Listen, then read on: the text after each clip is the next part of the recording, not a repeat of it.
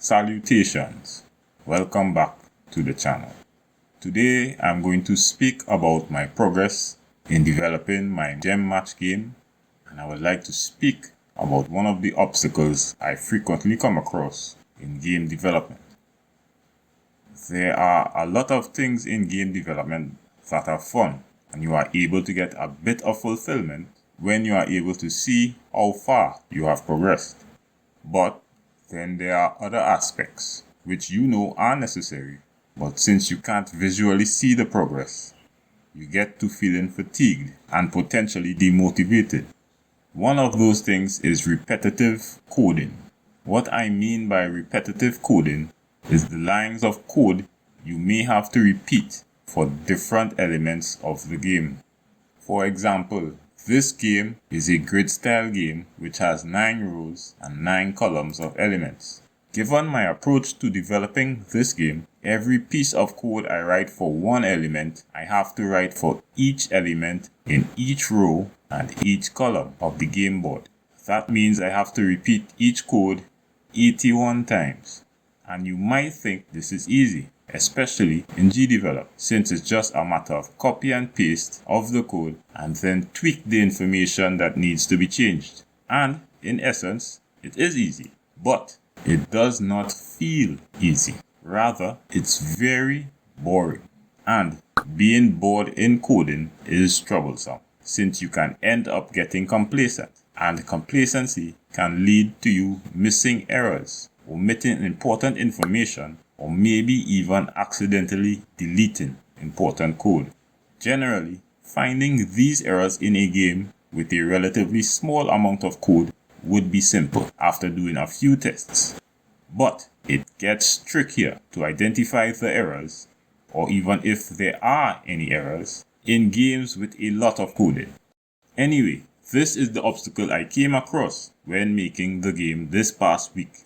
I set myself the mission to complete the coding for the L-shape or T-shape gem match effect. It was here I came across the repetitive wall once again. Having dealt with this obstacle for the match 3, 4 and match 5 gem effects, I went on thinking that this would just be more of the same. But for some reason, doing this became a bit overbearing. I had hit a wall and was lacking motivation. At this point, I felt I had to make a decision, else I may fall into a lull and slow down the progress of making the game. Ultimately, I decided to skip this segment of the game as I felt I needed to maintain my motivation. I decided to work on the special gem effects instead. For this game, the special gems are those you obtain when you match 4, 5 or 6 gems of the same color.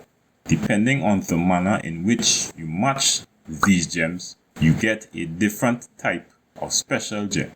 So, for the past week, I worked on the coding for 2 of the special gems and am in the progress of completing the 3rd special gem. The 2 I've done are the vertical and horizontal match 4 gems.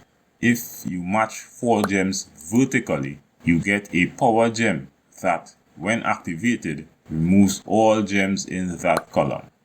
And you get a similar effect in the other direction with the other power gem. So, thanks to me skipping the previous coding, I was able to bypass the feeling that I was not making any progress. And I was able to work on something that visually presented progress to me. I will have to go back and finish that code obviously, since it has to be made in order to create coding for the power gem that gets created when you make a L-shape or T-shape match. But now, I don't feel as burdened as I did before in the face of the repetitive wall. Generally, there is no set structure to game development. So I think that whenever you find yourself in a slump, a bit of deviation from the path you set for yourself may reinvigorate you and help you push on towards the end goal. So, that's it for this week's video. Please like, subscribe, and tune in to the vlogs as I continue to present my progress in developing this game. Also, I have listed some of my other games in the description if you are interested in trying them out.